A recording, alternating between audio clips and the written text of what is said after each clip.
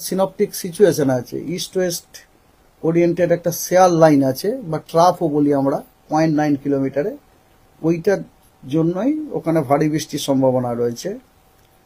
19 তারিখে সতর্কবার্তা হচ্ছে হেভি রেনের সতর্কবার্তা। নর্থ বেঙ্গলের 5টি নর্দার্ন মোস্ট ডিস্ট্রিক্টেই হেভি রেনফলের সতর্কবার্তা দেওয়া আছে।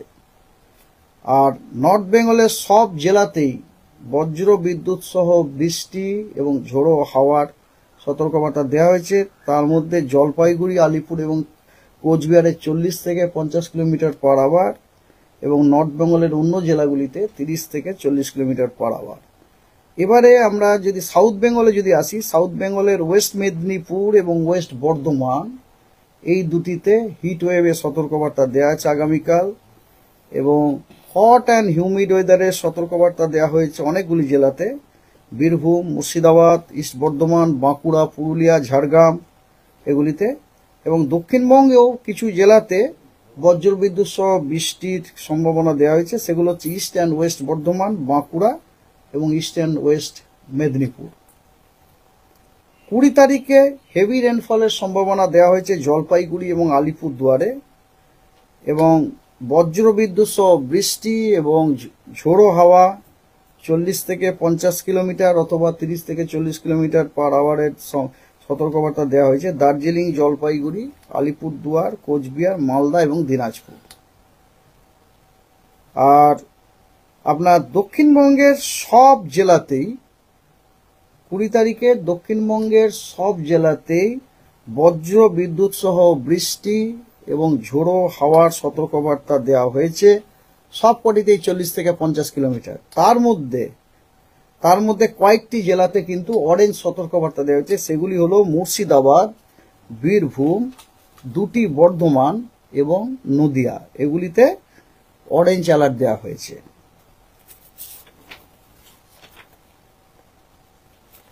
21 তারিখে দক্ষিণবঙ্গের সব জেলাতেই বজ্রবিদ্যুৎ সহ বৃষ্টি with gusty wind with maximum wind speed 40 to 50 kilometre per আওয়ারের সতর্কবার্তা দেওয়া হয়েছে।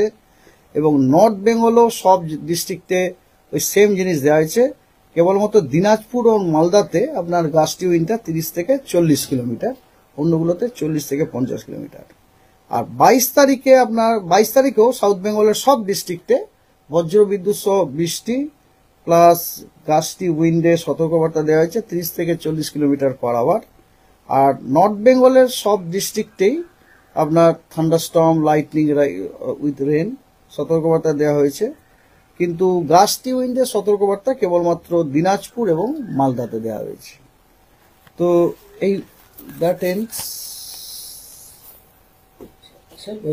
যে কথা বলা হচ্ছিল যে হাওড়া, হুগলি এবং উত্তর 24 পরগনার একটা অংশ, এইখানে 20 তারিখ মানে সোমবার, যেদিন আপনি বললেন 20 তারিখে ঠিক সেদিনকে এই ভোটের সময় কিরকম আবহাওয়া থাকবে ওই সময়টাতে? মানে ভোটের না শুনুন, ভোটের দিন 20 তারিখে তো বললাম না, 20 তারিখে আমাদের সাউথ বেঙ্গলের সব জেলাতেই ফেয়ারলি ওয়াইড স্প্রেড রেনফলের সম্ভাবনা আছে।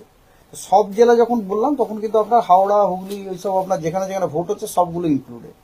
আর শুধু তাই না, 20 তারিখে আমি এটাও বলেছি না যে 20 তারিখে সাউথ বেঙ্গলের সব জেলাতে আপনার থান্ডারস্টর্ম বললাম না, ওয়ার্নিং এ বলেছি তো, thunderstorm with lightning and rain তার সম্ভাবনা আছে।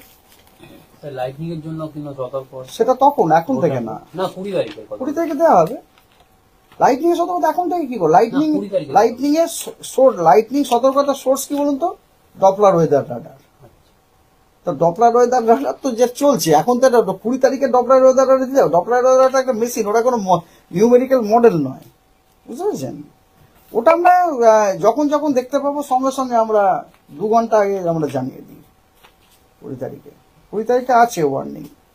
ইয়েস, আপনার 20 তারিখে অল ডিস্ট্রিক্টস অফ সাউথ বেঙ্গলে আপনার thunderstorm, lightning with gusty wind 40 থেকে 50 কিলোমিটার পার আওয়ার। তার মধ্যে মুর্শিদাবাদ, বীরভূম, বর্ধমান এবং নদিয়াতে অরেঞ্জ অ্যালার্ট আছে, আর অন্যগুলিতে ইয়েলো অ্যালার্ট। তার মানে 20 তারিখে এই যে ফেয়ারলি ওয়াইড স্প্রেড আপনারা শুনলেন, this is mainly due to thunderstorm rain আর কি। ঠিক আছে, ওকে, থ্যাংক ইউ।